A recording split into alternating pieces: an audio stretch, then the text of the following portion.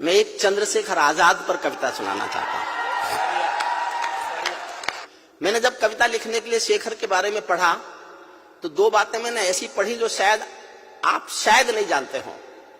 एक तो यह कि शेखर को कोई अंग्रेज फौजी पहचानता नहीं था, अंग्रेजों का सैनिक। तो 725 भारतीयों को इस बात की नौकरी अंग्रेजों ने दी कि तुम चंद्रशेखर आजाद को पहचान के हमें पकड़वाओ। 725 लोग पेरोल पर थे अंग्रेजों के। और दूसरा, मैंने एक ऐसा वाक्य पढ़ा जो दुनिया में कहीं भी कभी भी किसी शहीद के मुंह से निकला नहीं है। दुनिया में सबसे अलग करता है चंद्रशेखर को, आजाद को। वो गरीब मां बाप का बेटा था। भाभुआ एक जगह है झाबुआ जिले में, वहां उनके माता पिता रहते थे। इकलौता बेटा था और कोई भाई बहन नहीं था। घर गरीब था। वो खजाने लूटते थे आजादी की लड़ाई के लिए। वो पैसा चंद्रशेखर आजाद के पास रहता था। उस संदूक की चाबी चंद्रशेखर आजाद पर रहती थी। एक दिन रात के अंधेरे में गांव के कुछ लोग आए और आकर उन्होंने खबर दी कि चंद्रशेखर, तुम जानते हो तुम्हारे माँ बाप की हालत क्या है। घर में आटा नहीं है, रोटी बनने की नौबत नहीं है। तुम्हारे पास संदूक में लूटा हुआ पैसा है, इसमें से कम इतना पैसा तो घर भेजो कि माँ बाप रोटी खा लें। तो चंद्रशेखर आजाद दो वाक्य बोला। एक वाक्य बोला आंखों में आंसू भरकर, और एक वाक्य बोला आंखों को लाल करके। पहला वाक्य तो यह बोला, क्या माँ बाप सिर्फ मेरे हैं और क्रांतिकारियों के नहीं?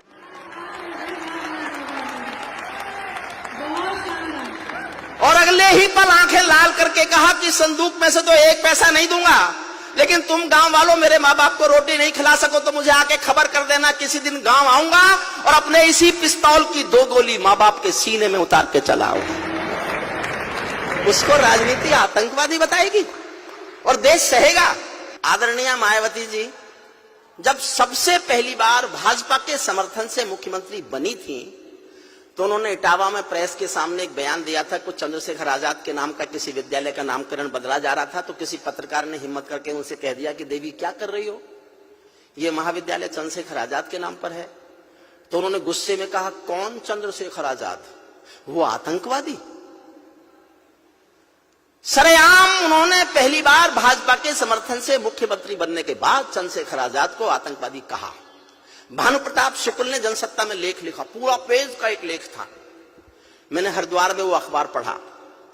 मैं पढ़ता रहा, रोता रहा कि ये भाजपा के समर्थन का कोई मुख्यमंत्री चंद्रशेखर आजाद को आतंकवादी कह कैसे सकता है। फिर मैंने अपना मन समझाया कि कोई बात नहीं, कल इनको धमकाया जाएगा, माफी मंगवाई जाएगी और ठीक हो जाएगा। एक हफ्ता गुजर गया, कुछ भी नहीं हुआ। ना किसी ने माफी मांगी, ना कोई शोर मचा, ना कोई आफत आई। मेरे से रहा नहीं गया। मैं उन दिनों अटल जी अडवाणी जी का बहुत प्रिय था। मैं उनके पास गया, जाकर रोया कि ये कि आपके समर्थन का मुख्यमंत्री चंद्रशेखर आजाद को आतंकवादी कह रहा है।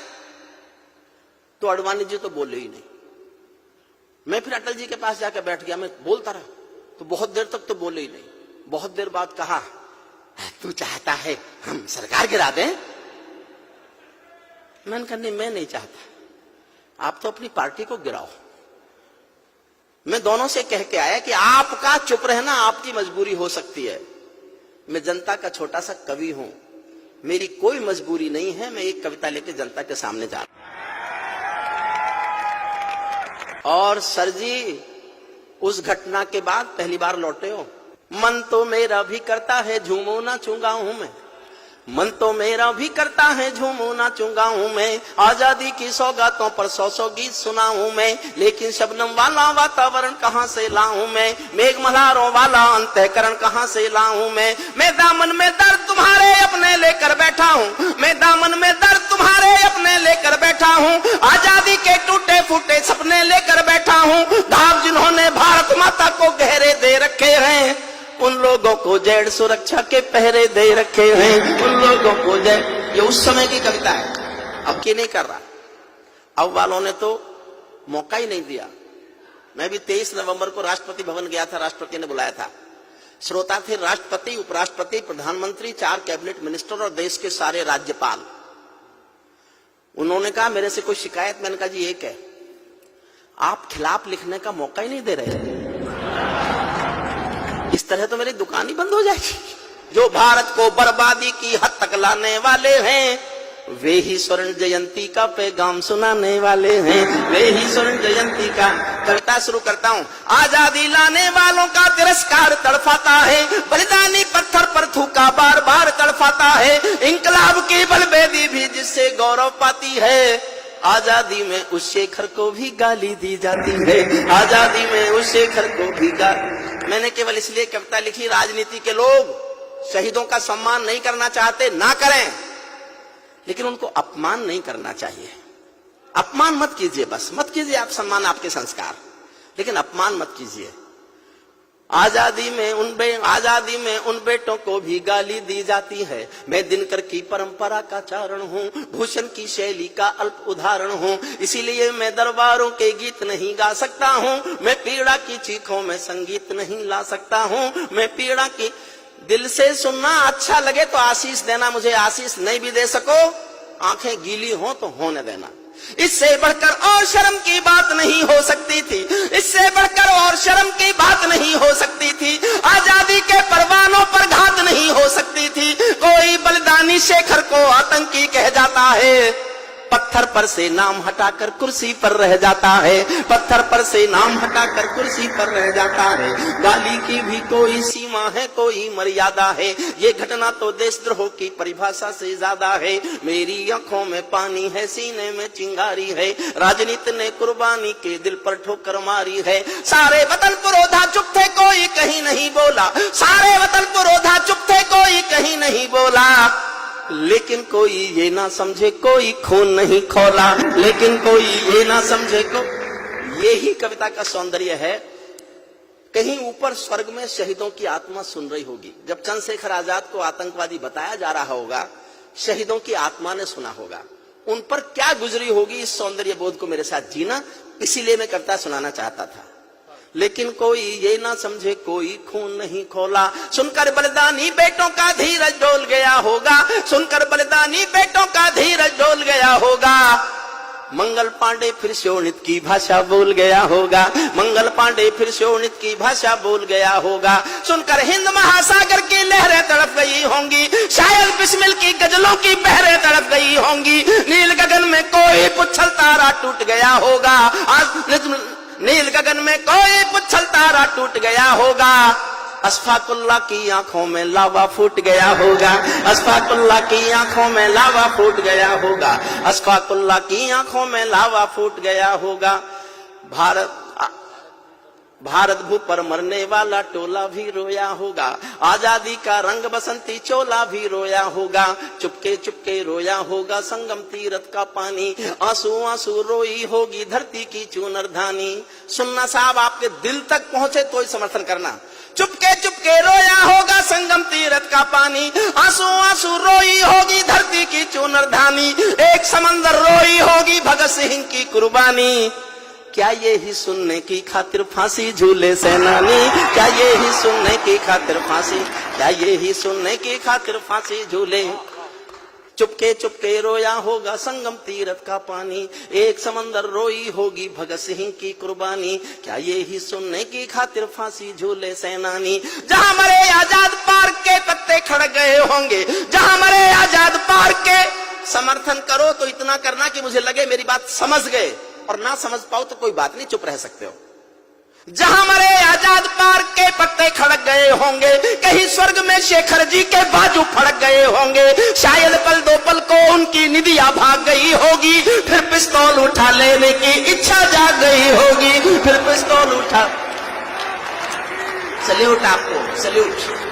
फिर पिस्तौल उठा लेने की इच्छा जाग गई होगी। शेखर महायज्ञ का नायक गौरव भारत भूखा, शेखर महायज्ञ का नायक गौरव भारत भूखा है, जिसका भारत की जनता से रिश्ता आज लहू का है, जिसके जीवन के दर्शन ने हिम्मत को परिभाषा दी, जिसके पिस्टल की गोली ने इंकलाब को भाषा दी, जिसने धरा गुलामी वाली क्रांति निकेतन कर डाली, आजादी के हवन कुंड में अग्नि चेतन कर डाली, जिसके कारण त्याग अलौकिक माता के आंगन में था, इकलौता बेटा होकर भी आजादी के रन में था, जिसको खूनी मेहंदी से भी देह रचाना आता था। आजादी का योद्धा केवल चले चबे ना खाता था, अब तो नेता पर्वत चढ़ के शहरों को खा जाते हैं और पुलों के शिलान्यास में नहरों को खा जाते हैं। अब तो नेता पर्वत चढ़ के शहरों को खा जाते हैं। जिसके कारण गोरों, जिसके आजादी के कारण जो गोरों से कभी लड़ी थी है जी, शेखर की पिस्तौल किसी तीरथ से बहुत बड़ी है जी, शेखर की पिस्तौल किसी तीरथ से। और माफ करे सदन, मैं आप जानता हूं आज देश का है, भारत माता, जो भारत माता की जय के नारे गाने वाले हैं, जो भारत माता की, गुस्से में लिखा मैंने क्योंकि समर्थन से थी वो मुख्यमंत्री, जो भारत माता की जय के नारे गाने वाले हैं, राष्ट्रवाद की गरिमा गौरव ज्ञान सिखाने वाले हैं, जो छोटी छोटी बातों पर संसद में अड़ जाते हैं, श्री राम मंदिर मुद्दे पर सड़कों पर लड़ जाते हैं, 60 दिनों तक स्वर्ण जयंती रथ लेकर जो घूमे थे, आजादी की यादों के पत्थर पूजे थे, चूमे थे, इस घटना पर चुप बैठे थे, सबके मुंह पर ताले थे, तब गठबंधन क्यों नहीं तोड़ा, जो तुम हिम्मत वाले थे, तब गठबंधन क्यों नहीं तोड़ा। इस घटना पर चुप बैठे थे, सबके मुंह पर ताले थे, तब गठबंधन क्यों नहीं तोड़ा। और साहब तालियां बजाओ तो मैं देखना चाहता हूं, इटावा की याद लेके जाना चाहता हूं, 2 पंक्ति पढ़ रहा हूं, मैं कहने का हौसला करूंगा, आप केवल समर्थन का हौसला कर लेना।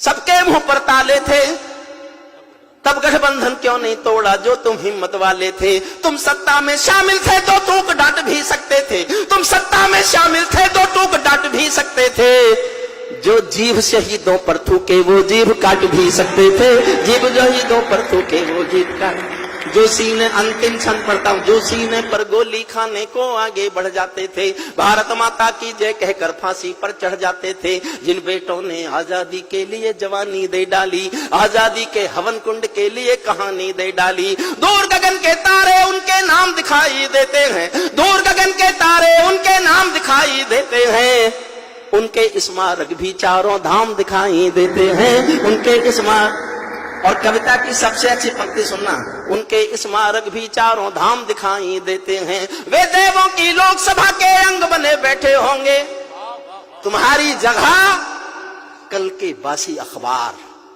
और उन शहीदों की जगह मैं बता रहा हूं, वे देवों की लोकसभा के अंग बने बैठे होंगे, वे सतरंगी इंद्रधनुष के रंग बने बैठे होंगे, उन बेटों की याद भुलाने की नादानी करते हो, इंद्रधनुष के रंग चुराने की नादानी करते हो, इंद्रधनुष के रंग चुराने की नादानी करते हो, जिनके कारण ये भारत आजाद दिखाई देता है, अमर तिरंगा उन बेटों की याद दिखाई देता है, उनका नाम जुबां पर लो तो पलकों को झपका लेना, उनकी यादों के पत्थर पर 2 आंसू टपका देना, जो धरती में मस्तक बोकर चले गए, दाग गुलामी वाला धोकर चले गए, मैं उनकी पूजा की खातिर जीवन भर गा सकता हूँ, मैं सूरज का बेटा तम के गीत नहीं गा सकता हूँ, मैं पीड़ा की चीखों में संगीत नहीं ला सकता हूँ, मैं पीड़ा की